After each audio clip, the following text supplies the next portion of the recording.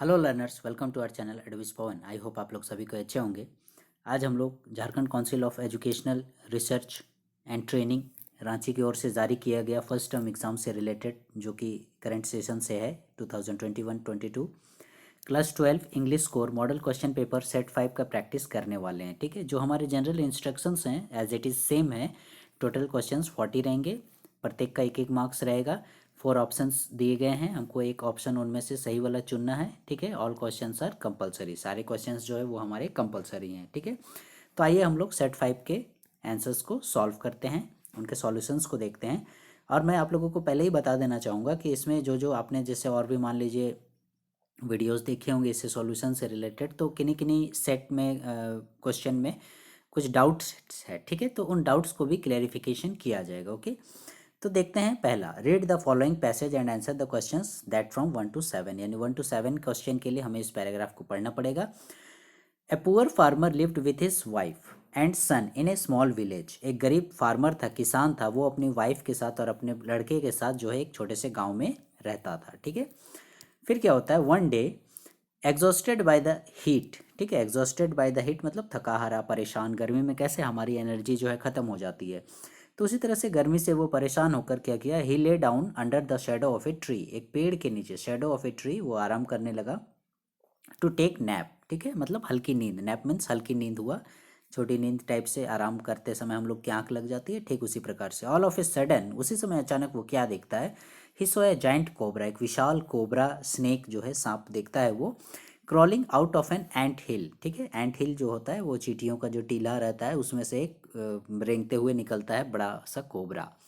The farmer thought to himself, farmer जो है वो अपने आप में सोच रहा है, surely this snake must be deity, कि ये स्नेक जो है जरूर कुछ डाइटी है। ठीक है, गार्डिंग माई फील्ड, कहने का मतलब कोई दैवीय रूप है जो कि मेरे फील्ड की रक्षा कर रहा है। So far I have not noticed that it is why all my farming is in vain. और मैंने जो है कोई नोटिस नहीं किया, कोई ध्यान नहीं दिया, इसीलिए जो है मेरी जो खेती बाड़ी हो रही है वो उतनी अच्छी नहीं हो रही। इन वेन मतलब होता है व्यर्थ जाना, इसलिए जो है मेरी खेती बाड़ी उतनी अच्छी नहीं हो रही है, ऐसा करके वो सोच रहा है। ठीक है, let me pay respect to it now and worship it hereafter. तो वो सोचा कि अब के बाद से मैं क्या करूँगा कि उसे रेस्पेक्ट करूँगा, उसकी पूजा वगैरह करूँगा। ठीक है, he then made up his mind, और उसने माइंड मेकअप किया। ब्रॉड सम मिल्क, कुछ दूध लाया, इन ए बॉल, एक कटोरा में, and placed it before the ant hill, और उस चींटियों के टीले के सामने जहाँ से वो कोबरा निकला था उसके सामने रख देता है।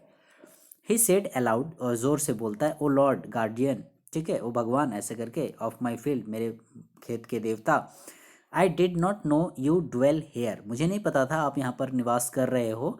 Please forgive me for not paying respects to you, इतने दिन मैं मतलब आपका आदर सत्कार नहीं किया, आपकी पूजा पाठ वगैरह नहीं की, तो उसके लिए मुझे क्षमा कीजिएगा, ऐसे करके फॉरगिव करके वो बोलता है। ही लेफ्ट द मिल्क बॉल, और उसके बाद वो दूध का कटोरा उसने क्या किया, देयर एंड, वहाँ पर छोड़ दिया, went back to his house, और वापस अपने घर चला गया।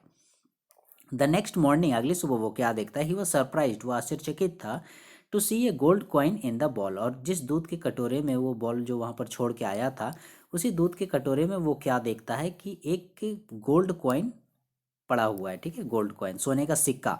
Soon the farmer became rich and happy, और इस प्रकार से वो प्रतिदिन ऐसा ही करने लगा, वो उसे दूध देता था कटोरी में, और दूसरे दिन आकर देखता था वहाँ पर एक सोने का सिक्का उस कटोरी में पड़ा हुआ मिलता था उसे। ठीक है, तो इस प्रकार से वो धनी सुखी संपन्न हो गया था। आगे बढ़ते हैं हम लोग। क्या बोलता है, one day the farmer had to go to a nearby city for a few days. ठीक है, कुछ दिनों के लिए उस फार्मर को नियर बाई सिटी यानी पास के शहर में कुछ काम से जाना पड़ा। And so he directed his son to place the milk bowl, अब वो उसे क्योंकि भगवान मान रहा था और भगवान उसे डेली सोने का सिक्का दे रहे हैं, तो उसकी सेवा कैसे वो छोड़ देता। तो ऐसा उसने क्या किया, अपने ड्यूटी पे उसके बेटे को लगा दिया कि तुम रोज़ जाना और वहाँ पर मिल्क का कटोरा, मिल्क बॉल जो है रख देना, कहाँ पर, near the ant hill every day, प्रत्येक दिन तुम ऐसा करना, इस प्रकार से बोल के वो इंस्ट्रक्शन दे के चला गया। The son kept the milk bowl and left, ठीक है, बेटा भी वैसा ही करने लगा। Only to find a gold coin the next day, ठीक है, अगले प्रातः वो क्या करता था, फिर वहाँ से गोल्ड कॉइन मिल जाता था। वो उतना उस तरह से पूजा पाठ वगैरह भगवान उगवान करके वैसा नहीं करता था, जैसा उसके पिताजी ने कहा था उस तरह से वो मिल्क का कटोरा ले जाके रख देता था। ही देन थॉट टू हिमसेल्फ, फिर वो खुद से सोचता है, this ant hill must be full of gold coins, कि ज़रूर ये जो टीला बना हुआ है, चींटियों का टीला बना हुआ है, ये ज़रूर इसमें जो है गोल्ड कॉइन से भरा हुआ ये टीला है। ऐसे करके वो सोचता है, ठीक है। I will kill the serpent and take all of them बोलता है, और बोलता है कि मैं उस सांप को मार दूंगा, ठीक है, वो जो सांप वहाँ पर रहता है, इस सांप को मैं मार दूंगा और यहाँ से जितने मेरे गोल्ड कॉइन है उन सारे गोल्ड कॉइन्स को ले लूँगा, ऐसा करके वो सोचता है, प्लानिंग कर रहा है, ठीक है। फिर क्या करता है, the next day while placing the bowl of milk the farmer son struck the snake with a club. अगले सुबह क्या होता है कि वो जब दूध रखने गया तो उसी समय सांप को वो क्या करता है, विथ ए क्लब, एक लाठी से वो उसे मार देता है, ठीक है, मारता है। बट द सर्वेंट स्केप्ड, लेकिन वो सांप बच जाता है, and bat him with sharp fangs instead, और उसके बजाय क्या होता है, वो उस लड़के को ही काट लेता है, ठीक है। He was dead at once, और वहीं पर उसकी मृत्यु हो जाती है। वेन द फार्मर रिटर्न, जब फार्मर जो है शहर जो गया हुआ था वापस लौटता है, he learn about his son's fate and grief, ठीक है, वो अपने बेटे के फेट पर यानी भाग्य पर, दुर्भाग्य पर जो है वो पछतावा करता है, ठीक है, ग्रीव्ड। फिर the next morning he took the bowl of milk and went to the ant hill, अगली सुबह वो फिर दूध का कटोरा लेकर जाता है उस एंट हिल के पास। The snake come out and said, तब सांप वहां से निकलता है और वो बोलता है, सांप बोलता है, ठीक है, your greed made you overlook even the loss of your son struck me in ignorance and I had bitten him to death, ठीक है। वो बोलता है कि तुम्हारा बेटा जो है इस तरह से वो लालच में आ गया, ग्रीड में आ गया, और उसने अनजाने में मुझे मैंने मुझे मारने की कोशिश की और मैंने उसे काटा और उसकी मृत्यु हो गई। I can not forget the blow on my head heard and you can not forget the loss of your सन, ठीक है, मैं भी उसको नहीं भूल सकता हूँ, बोल रहा है वो, मैंने जैसे उसके जो ग्रुप हैं हो सके उन्हें भी नुकसान पहुँचता है इस प्रकार से, और तुम भी अपने बेटे का दुख को नहीं भूल सकते हो, ऐसा करके वो बोलते हैं, ठीक है। फिर आगे क्या होता है, hereafter the friendship between us is not possible, और यहाँ के बाद से वो सांप बोलता है कि अब से हमारी दोस्ती पॉसिबल नहीं है, क्यों, क्योंकि मैंने तुम्हारे बेटे ने भी मुझे मारने की कोशिश की और मैंने भी उसे काटा तो उसकी तो डेथ ही हो गई, ऐसा करके तो हमारी फ्रेंडशिप और नहीं चलेगी। The snake give a costly coin, और लास्टली जो है उसे एक बहुत ही महंगा सिक्का देता है, एंड डिसअपियर्ड, और वो वहाँ से गायब हो जाता है, यानी सचमुच का वो देवता ही होगा। The farmer return home cursing the foolishness of his son, उसके बाद फार्मर बेचारा क्या करता है, चुपचाप अपने घर आ गया और कर्ज करने लगा, माने पछतावा करने लगा, और उसके बेटे की मूर्खता पर वो पछता रहा था, ठीक है, गुस्सा भी आ रहा था, ऐसा करके। तो ये था हम लोगों का पैसेज। आइए हम लोग क्वेश्चन आंसर्स को करते हैं, ठीक है। वेयर डिड द फार्मर ले टू टेक ए नैप, ठीक है, वो नैप मैंने बताया हल्की नींद वो लेने के लिए कहाँ पर था, झोपड़ी में था, under a tree, in A ant hill में कहाँ से घुसेगा चीटी का ये में, इन ए कार फार्मर था तो कार कहाँ से आएगा, ठीक है।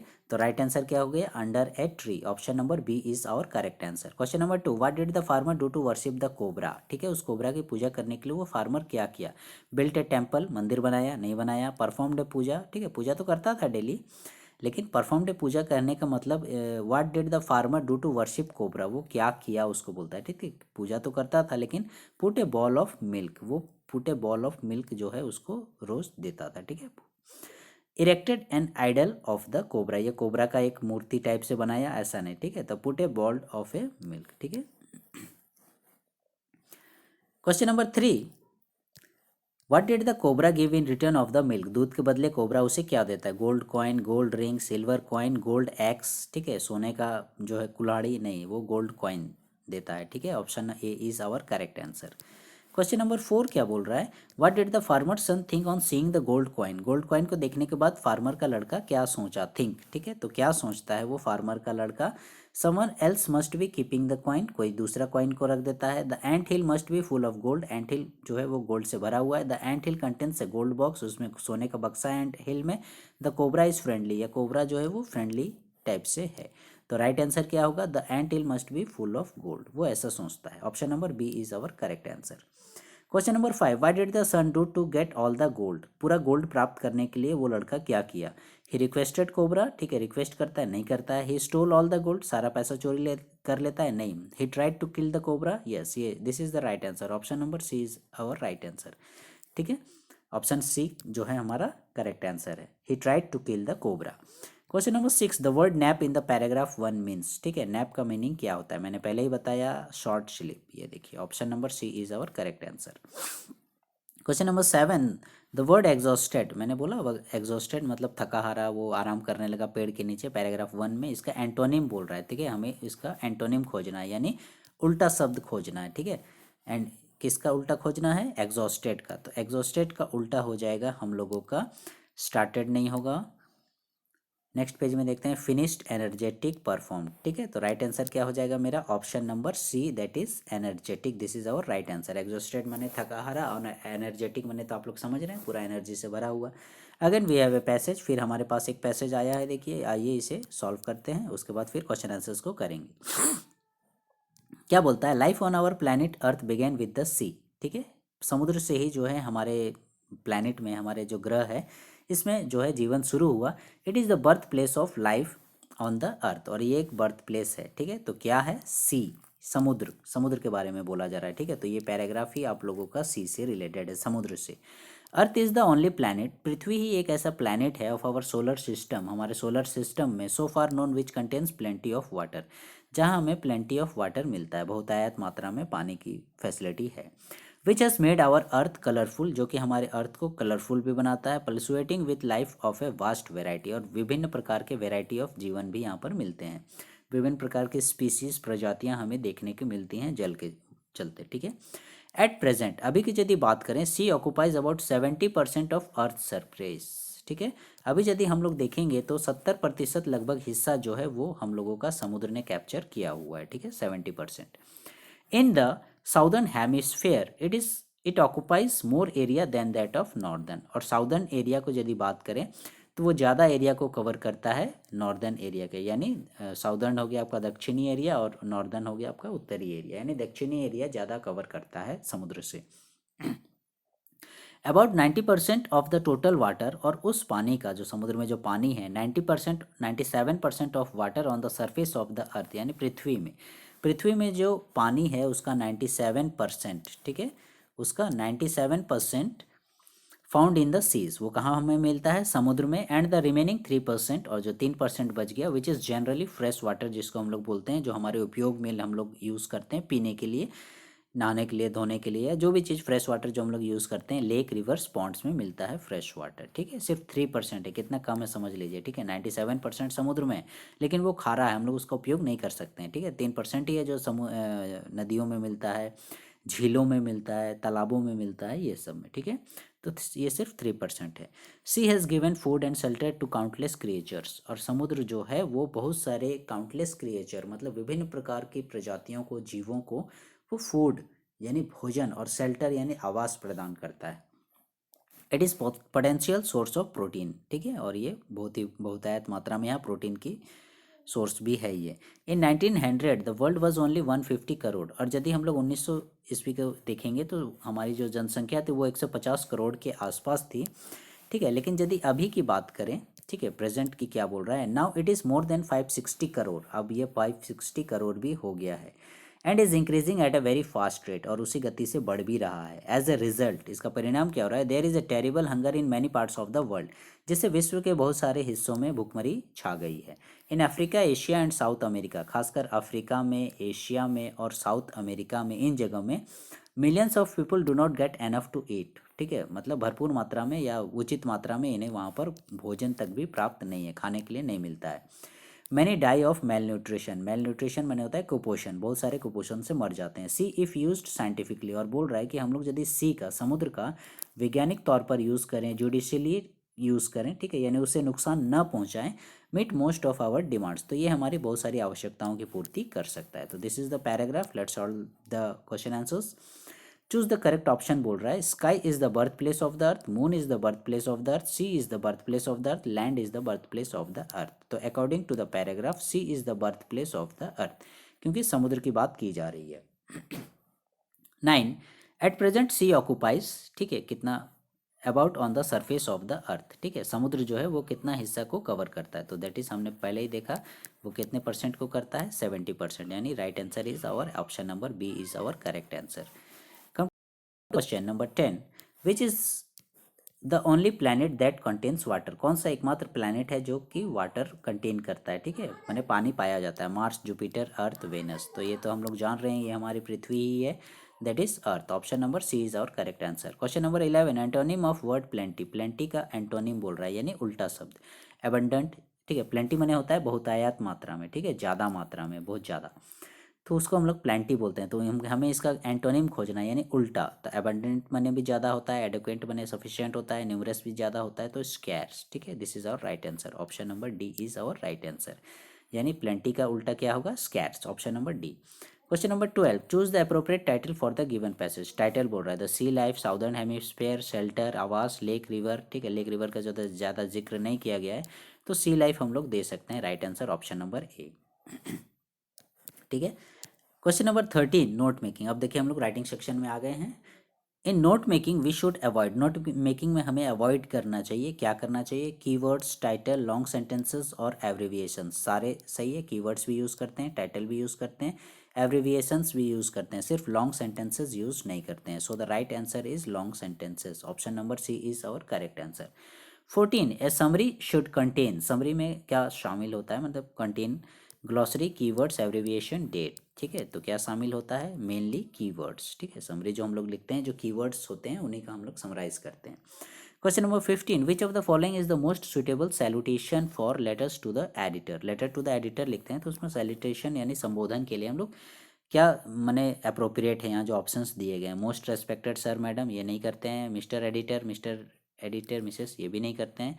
लविंग सर, एडिटर है तो लविंग कहाँ से हो गया, तो एक ही बच गया हम लोगों के पास। Option D is our answer, sir और मैडम। ठीक है, question number 16, letters to the editor. ठीक है, एडिटर से ही पूछा है। जनरली स्टार्ट्स विथ, ठीक है, वो कैसे स्टार्ट्स होता है। ठीक है, लेटर टू द एडिटर जब हम लोग लिखते हैं तो उसकी शुरुआत कैसे करते हैं, तो that is right answer, sender's address से शुरू करते हैं। Question number 17, A notice is a formal means of, notice जो है वो फॉर्मल मीन्स ऑफ क्या है, ट्रांसपोर्टेशन, एंटरटेनमेंट, न्यूज़। ठीक है, या कम्युनिकेशन। तो जनरली नोटिस जो होता है वो कम्युनिकेट करने के लिए किया जाता है। ठीक है, यानी सूचना वगैरह का आदान प्रदान किया जाता है कम्युनिकेशन के लिए। Question number 18, what is necessary for writing a report. Report writing के लिए क्या नेसेसरी है। ठीक है, कंक्लूजन हो गया, इंट्रोडक्शन हो गया, टाइटल हेडिंग हो गया, या फिर सब्जेक्ट हो गया, ऐसा करके। ठीक है, तो देखिएगा सब्जेक्ट वगैरह भी नहीं रहता है, कंक्लूजन वगैरह भी नहीं रहता है, टाइटल हेडिंग, ठीक है, वो तो रहे मैंने रहता ही है उतना ये नहीं, लेकिन मेन जो है वो इंट्रोडक्शन इंपॉर्टेंट है।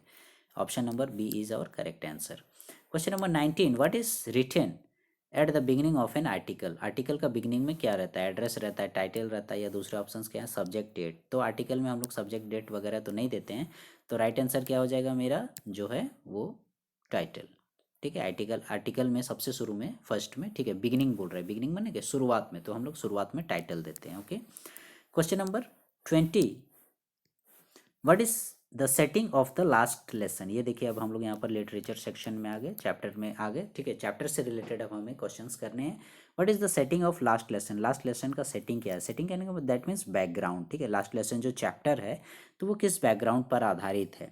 फ्रैंको पर्शियन वार, इंडो चाइना वार, इंडो पाक वार, नॉन ऑफ दिस। ठीक है, तो आपने देखा होगा ये जो लास्ट लेसन चैप्टर था उसमें फ्रैंको पर्शियन वार हुआ था, और जिसमें फ्रांस की पराजय हुई थी, और फ्रांस के एल्सस और लॉरेन जो प्लेस थे वो जर्मन के कब्जे में चले गए थे, और आपसे वहाँ फ्रेंच लैंग्वेज की पढ़ाई नहीं होगी, अब वहाँ जर्मन पढ़ाई होगी, ऐसे करके। ठीक है, तो क्या था सेटिंग उसका, फ्रैंको पर्शियन वॉर।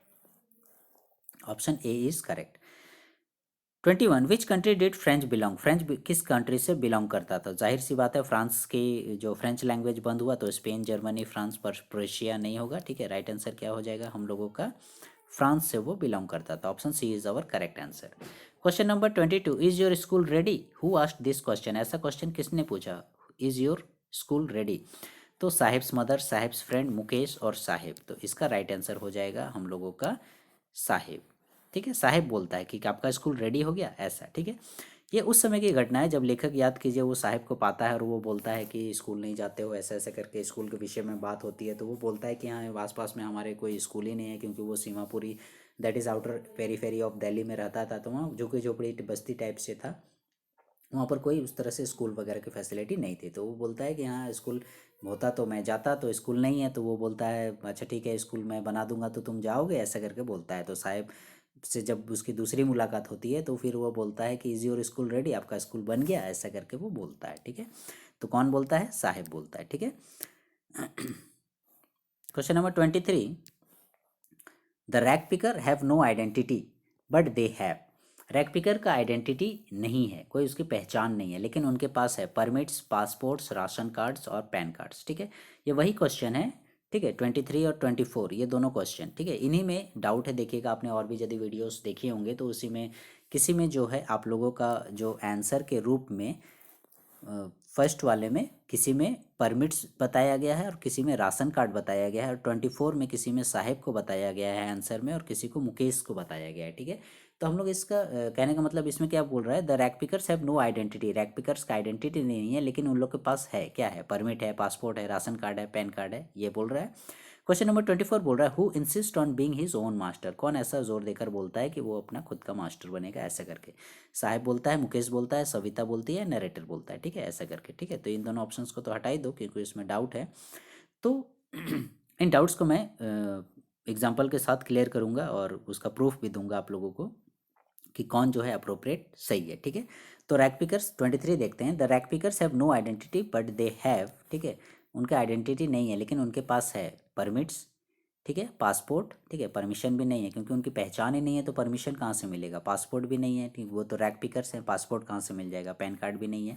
ठीक है, लेकिन उन लोगों के पास है एकमात्र चीज़, और वो है उन लोगों का राशन कार्ड।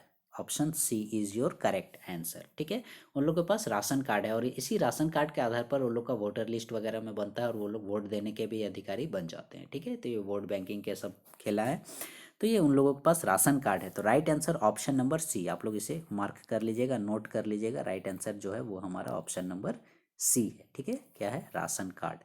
इसका प्रूफ देखिएगा, मैंने लास्ट में इसको कैप्चर किया है।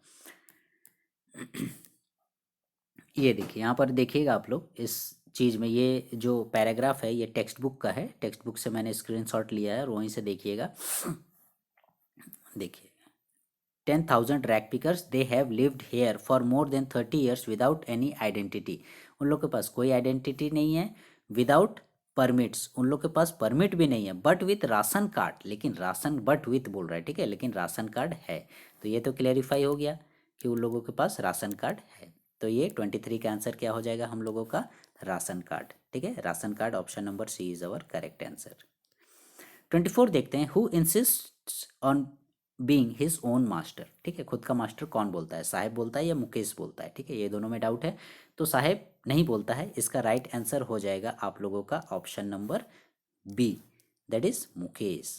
मुकेश ऐसा बोलता है, खुद का मास्टर। ठीक है, और इसका भी मैं प्रूफ आप लोगों को दिखाता हूँ जो कि टेक्स्ट से लिया गया है, टेक्स्ट बुक से। ये देखिए यहाँ पर, I want to drive a car, Mukesh बोलता है, Mukesh insist on being his own master. ये देखिए कौन बोलता है, मुकेश बोलता है ऐसा। ठीक है, तो यहाँ पर आप लोगों का आई थिंक डाउट जो है वो क्लियर हो गया होगा। ठीक है, हम लोग आते हैं फिर पीछे, ये मुकेश। ठीक है, तो 24 का right answer option number B हो जाएगा।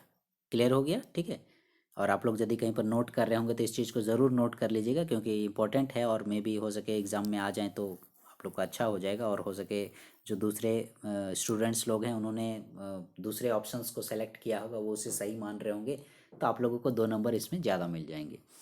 Again 25, what makes the city of Firozabad famous. Firozabad city किस चीज़ के लिए फेमस था, टॉयज, ग्लास बैंगल्स, पेंटिंग्स या सेरामिक। तो right answer is option number B, glass bangles industries के लिए फिरोजाबाद जो है वो फेमस था। Question number 26, deep water is an excerpt taken from. Deep water जो चैप्टर आपने पढ़ा होगा डगलस से रिलेटेड, जो स्विमिंग पूल में डूब गया था, वो एक्सेप्ट, वो हिस्सा, वो पार्ट जो है कहाँ से लिया गया है। The life of Mahatma Gandhi, of man and mountains, lost spring, stories from stolen childhood, my years with boss. ठीक है, तो इसका राइट आंसर हो जाएगा माई ईयर्स विथ बॉस, तो जेमिनी स्टूडियो से रिलेटेड है। लॉस्ट स्प्रिंग तो साहिब वाला हो गया, यहाँ डगलस स्विमिंग पूल वाला बोल रहा है। ठीक है, तो इसका राइट आंसर हो जाएगा option number B is your correct answer, of man and mountains. ठीक है, B is your correct answer. Again question number 27, what is bumping. ठीक है, क्वेश्चन नंबर 7 में क्या बोल रहा है, व्हाट इज बम्पिंग। बम्पिंग क्या है, रिवर, माउंटेन, लेक, वैली। तो राइट आंसर क्या हो जाएगा, बम्पिंग जो है वो मेरा रिवर है। Okay, option number A is your correct answer. Question number 28 के लिए देखिए हमने क्या फिर मिल रहा है, read the given extract and the questions from 29 to 31, यानी पोएट्री का पैसेज यहाँ पर मिला है। ठीक है, ड्राइविंग फ्रॉम माई पेरेंट्स, ठीक है, home to Cochin last Friday morning, I saw my mother beside me. ठीक है, वो क्या कर रही है, लेखिका जो है बोल रही है कमला दास, ड्राइविंग फ्रॉम माई पेरेंट्स, ठीक है, अपने पेरेंट्स के घर से, होम से वो चली, कहाँ चली, कोचिन, कब चली, लास्ट फ्राइडे को चली, मॉर्निंग, सुबह में, आई सॉ माई मदर बिसाइड मी, अपने बगल में वो किसे देखती है, अपनी माँ को देखती है, ठीक है। क्या देखती है, डोज ओपन माउथ, उसका मुंह खुला हुआ है। जनरली देखिएगा ओल्ड एज हो जाता है, वो उन्हें नींद टाइप से आती है, थकान टाइप से आती है, तो मुंह खुला रह जाता है, तो उसी तरह से ओपन माउथ सो रही है वो। Her face ashen like that of corpse, ठीक है, और चेहरा जो है वो पूरा एकदम मुरझाया हुआ है, झुर्रियाँ पड़ी हुई है। एंड रियलाइज्ड विथ पेन, और एक तरह का दर्द वो महसूस करती हैं, ठीक है। तो ये थी हमारी पोइट्री का जो है मीनिंग। क्वेश्चन क्या बोलता है, the given extract is taken from, ये किससे लिया गया है। कीपिंग क्वाइट, तो चुप रहने बोलता है, माई मदर एट 66, देखिए यहाँ पर पैसेज से ही आप लोग पकड़ लीजिएगा कैसे, आई सॉ माई मदर, ठीक है, मदर आया तो वही माई मदर एट 66, ठीक है, उसकी माँ की उम्र हो गई थी 66 उम्र वर्ष, तो उसी से रिलेटेड है माई मदर एट 66। यहीं पर हमारा आंसर भी है, ये option number B is our correct answer, my mother at 66। 29, where was the poet driving to, parents home, Cochin airport, Cochin market, cinema hall, ठीक है। तो ये देखिएगा कोचीन जो यहाँ वर्ड यूज़ किया गया है ये क्या है, कोचीन एयरपोर्ट है, ठीक है। पोइट्री आप लोग पढ़िएगा तो पता चल जाएगा, Cochin airport. Question number 30, who was sitting beside the poet, कौन वहाँ पर उसके बगल में थी। तो देखिए हमने पहले ही बताया मदर थी, ठीक है, her daughter, her mother, her sister, तो राइट आंसर हमें यहीं पर मिल गया, कौन थी, her mother, option number B is your correct answer, mummy. Question number 31, who is the poet of the poem an elementary school classroom in a slum, इसके लेखक कौन है। हमने पहले ही बताया कि आप लोग चैप्टर्स के और जो पोएट्रीज हैं उसके लेखक के नाम ज़रूर याद कीजिएगा, वो पूछेगा ही। तो elementary school classroom in a slum के लेखक कौन है, John Keats, Stephen Spender, Pablo Neruda या रॉबर्ट फ्रोस्ट। तो right answer is option number B, Stephen Spender. Question number 32, where are the children of an elementary school classroom in a slum sitting, कहाँ पर वो elementary school classroom slum के बच्चे जो हैं वो कहाँ बैठे हैं, प्ले ग्राउंड में बैठे हैं, in a classroom in an elementary school, in cinema hall, in the school veranda, school के वरांडा में। तो आप लोग देखिएगा जैसा कि टाइटल ही है an elementary school classroom in a slum, तो वही हमारा आंसर भी है, in the classroom of an elementary school, right answer is option number B. Question number 32, the poet Pablo Neruda ask us to count, keeping quiet poetry में Pablo Neruda जो लेखक है वो हमें गिनने के लिए बोलते हैं, तो 3, 4, 10 या फिर ऑप्शन है 12। तो राइट आंसर हमारा यही हो जाएगा, ऑप्शन नंबर डी, 12 तक, 12 तक गिनने के लिए बोलते हैं, ठीक है। माने वो बोलते हैं कि 12 तक आप लोग गिनिए, और उस समय तक क्या होगा, उस समय कोई भी एक्टिविटी नहीं करनी है आप लोगों को, एकदम शांत चुपचाप पड़े रहना है, ठीक है, ऐसा करके वो बोलते हैं, ठीक है। तो कितना तक गिनने बोलते हैं, 12 तक गिनने बोलते हैं। Question number 34, what type of Wars does the poet talk about, किस प्रकार के युद्ध की चर्चा जो है लेखक कविता में किए हैं, green wars, wars with gas, wars with fire या ऑल ऑफ दिस। तो इसका राइट आंसर हो जाएगा all of this, option number D is our correct answer. 35, let tigers beware, who said this, ऐसा किसने कहा कि टाइगर सावधान हो जाओ, ठीक है। तो ये क्वेश्चन देखिएगा पहले के सेट में भी आया हुआ है, और इस क्वेश्चन में भी डाउट है तो मैं उसे भी क्लियर कर दूंगा। कुछ सेट में जो है आप लोगों को इसका आंसर, यदि आपने 2-3 वीडियोस देखे होंगे तो किसी में आप लोगों को एस्ट्रोलॉजर्स आंसर्स मिला होगा और किसी में द प्रिंस जंगजंग बहादुर मिला होगा, ठीक है। तो लेकिन इसका राइट आंसर जो परफेक्ट आंसर है वो सी होगा, ठीक है, the prince Jangjang Bahadur is your right answer, ठीक है। कैसे होगा, मैं थोड़ा वहाँ उस जगह का सिनेरियो बता दे रहा हूँ कि जैसे वो बच्चा जो है वो जन्म लेता है, और वो उस समय जो एस्ट्रोलॉजर्स होते हैं वो आके भविष्यवाणी करते हैं कि ये बुल नक्षत्र में पैदा हुआ है, इसलिए इसको जो है खतरा है, बुल का दुश्मन जो है टाइगर होता है, इसलिए टाइगर से इसे खतरा है। तो उसी समय वो टाइगर जो एकदम छोटा बच्चा, दूध पीने वाला बच्चा था, वो एकदम बोलने लगता है। तो ये देखकर जो एस्ट्रोलॉजर्स थे ये भी आश्चर्य में पड़ जाते हैं कि इतना छोटा बच्चा कैसे इतना मैंने क्लियरली बोल रहा है, इतना लाउडली बोल रहा है, इतने अच्छे से बोल रहा है। तो उसी समय वो बोलता है कि जब वो जाना वो बच्चा कि टाइगर लोग मेरा दुश्मन है, तो उसी समय वो बोलता है let tigers beware, beware means होता है सावधान होना, ठीक है, बीवेयर मीन्स सावधान। तो वही उसी समय बोलता है कि टाइगर सावधान हो जाओ, मैं आ रहा हूँ मारने के लिए तुम्हें, ऐसा करके वो टाइप से वो बोलता है। तो right answer option number C, the prince Jangjang Bahadur, okay. I hope आपको ये क्वेश्चन भी क्लियर हो गया होगा। Question number 36, what was banned by the king in the state of Pratibandhapuram, ठीक है। तो उसी किंग के द्वारा ये जो let tigers of beware prince Jangjang Bahadur जो है, यही वो किंग है, ठीक है। ये किंग कौन है, प्रिंस जंगजंग बहादुर, यही वो बोला द स्टेट ऑफ प्रतिबंधपुरम में, ये उसका साम्राज्य था, राज्य था प्रतिबंधपुरम, वहाँ वो क्या बैन कर दिया गया, एलिफेंट हंटिंग, हंटिंग मैंने शिकार करना होता है, ठीक है, तो हाथियों का शिकार को बंद कर दिया गया, टाइगर हंटिंग, लॉयन हंटिंग या फिर आपका बोर हंटिंग, ठीक है। तो राइट आंसर हमें पहले ही मिल गया, हमने बताया उसका दुश्मन कौन था, टाइगर हंटिंग। टाइगर हंटिंग को उसने बैन कर दिया, क्यों बैन कर दिया भाई, टाइगर तो उसका दुश्मन था, लेकिन जैसा भविष्यवाणी हुई थी कि वो मने टाइगर से उसे खतरा है, तो इसीलिए वो मने बात हुई कि 99 टाइगर तुम साधु लोग बोला कि 99 टाइगर इसी तरह से मार लोगे, लेकिन तुम्हें जो खतरा है वो किससे है, 100 टाइगर से है। तो इसीलिए वो 100 टाइगर मारने का शपथ ले लिया था। तो इसलिए उसने अपने साम्राज्य में मैंने ऐलान कर दिया कि कोई भी किसी भी टाइगर को एक ढेला भी मारेगा तो बहुत भारी नुकसान पूरा उसका मैंने पूंजी ऊंजी ले लेंगे, हड़प लेंगे, इस प्रकार से वो बोला था। इसलिए कोई टाइगर नहीं मारेगा, सिर्फ हम मारेंगे टाइगर को, क्योंकि उसको अपनी शपथ पूरी करनी थी। 100 टाइगर उसे मारना था, तभी वो जीवित रह सकता था। ठीक है, तो इसीलिए उसने टाइगर हंटिंग को बैन कर दिया था। Question number 37, for how many years ago did Gondwana exist, कितने सालों पहले गोंडवाना जो एग्जिस्ट था, ठीक है, मैंने था इस पृथ्वी पर। 650 मिलियन ईयर्स, 500, 600 और 700 मिलियन ईयर्स। तो इसका राइट आंसर हो जाएगा आप लोगों का 650 मिलियन ईयर्स। ठीक है, इंपॉर्टेंट क्वेश्चन है, याद रखिएगा। व्हाट इज एकेडमिक स्कॉलस्की, तो ये एकेडमिक स्कॉलस्की क्या है? An Indian research vessel, Russian research vessel, Chinese research vessel, American research vessel. तो इसका राइट आंसर हो जाएगा, ये क्या है, रशियन रिसर्च वेसल। कहने का मतलब एक रशियन रिसर्च करने वाला बड़ा सा नाव, ठीक है, जिसमें बैठकर जो है रिसर्च करते थे अंटार्कटिका वगैरह पर। स्टूडेंट्स वगैरह, स्टूडेंट्स ऑन आइस जो है एक्सपेडिशन पे गए थे, वो अंटार्कटिका गए थे, ये इसी रशियन रिसर्च वेसल से गए थे। ओके, तो ये हो गया option B right answer. Question number 39, where was doctor Sadao's house, doctor Sadao house कहाँ था? जापानीज कोस्ट, जापानीज समुद्र किनारे, अमेरिकन कोस्ट, अमेरिकी समुद्र किनारे, या फिर चाइनीज कोस्ट, चाइना का, या फिर इंडियन कोस्ट। तो आप लोग देखिएगा, डॉक्टर सेडाउ हॉकी जो थे वो जापान के थे, जाहिर सी बात है उनका घर भी जापानीज कोस्ट पर ही होगा। ठीक है, तो A is our correct answer. Question number 40, the wounded shoulder of the story, ठीक है, इस स्टोरी में, ठीक है, एनिमी जो स्टोरी था उसी में जो वुंडेड शोल्डर था, घायल सिपाही था, द एनिमी चैप्टर में, बिलोंग्ड टू, वो कहाँ से संबंधित था, कहाँ से वो बिलोंग करता था? The Russian army, British army, Japanese army और यूएस नेवी। तो राइट आंसर हो जाएगा हम लोगों का, आप लोगों का ऑप्शन नंबर डी। ठीक है, कहाँ से वो बिलोंग करता था? यूएस नेवी से, क्योंकि याद कीजिएगा डॉक्टर सेडाव हॉकी और उसकी वाइफ जो है बालकोनी में खड़े थे, और वो जब देखे कि वहाँ पर वुंडेड मैन वहाँ पर पड़ा हुआ है, तो उन्होंने क्या देखा, वो मैंने उसके पास एक टोपी भी थी, तो उसके टोपी में ही जो है यूएस नेवी करके लिखा हुआ था, जिससे उन्हें पता चला, हमें पता चलता है कि वो कहाँ से रिलेटेड था, यूएस नेवी से रिलेटेड था। Question number 40। सो लर्नर्स, ये थे आप लोगों के 40 important question and answer set 5 से रिलेटेड, क्लास 12 इंग्लिश कोर। आई होप आप लोगों को सारे जो डाउट्स हैं वो क्लियर हो गए होंगे। और फिर भी यदि आप लोगों को कोई क्वेश्चन है, कोई क्वेरीज है, तो आप लोग बेझिझक जो है आपको यूट्यूब के कमेंट सेक्शन में आप लोग उसे मेंशन कर सकते हैं। और इसी प्रकार से हमारे साथ आप लोग बने रहिएगा। हमारे नेक्स्ट वीडियो के लिए आप लोगों को इसी प्रकार से और भी जो भी आप लोगों के डाउट्स या क्लैरिफिकेशन होंगे वो आप लोगों को किया जाएगा।